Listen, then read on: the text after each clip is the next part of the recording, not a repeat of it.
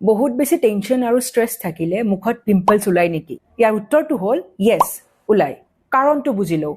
Stress হ'লে আমাৰ শৰীৰে কৰ্টিজল আৰু এণ্ড্ৰজেন্স নামৰ হৰমন বেছি পৰিমাণে উৎপন্ন কৰে। এই হৰমনছ কেইটাই আমাৰ ছালত যিবোৰ অইল গ্লেণ্ড থাকে তাক বেছি সক্ৰিয় কৰি তোলে। ফলত আমাৰ মুখত চিবম অৰ্থাৎ অইল বাঢ়ি যায়। এই অতিৰিক্ত অইল, মৃত স্কিন চেল আৰু বেক্টেৰিয়া একেলগ হ'লে পিম্পলছ হোৱাৰ সম্ভাৱনা বাঢ়ি যায়।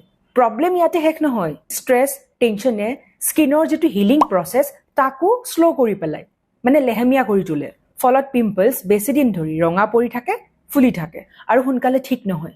আৰু ষ্ট্ৰেছ থাকিলে টোপনি কম হয়, চেনি আৰু জাংক ফুড বেছিকৈ খাবলৈ মন যায় আৰু অজানিতে মুখৰ ছালখন চুই থকা যায়। এই সকলোবোৰে পিম্পলছৰ অৱস্থা আৰু বেছি বেয়া কৰি তোলে। সেয়েহে হেল্ডি স্কিনৰ বাবে কেৱল ফেচ ৱাছ আৰু ক্ৰীম যথেষ্ট নহয়। ষ্ট্ৰেছ কণ্ট্ৰল, ভাল টোপনি আৰু হেল্ডি লাইফষ্টাইলো সমানে গুৰুত্বপূৰ্ণ।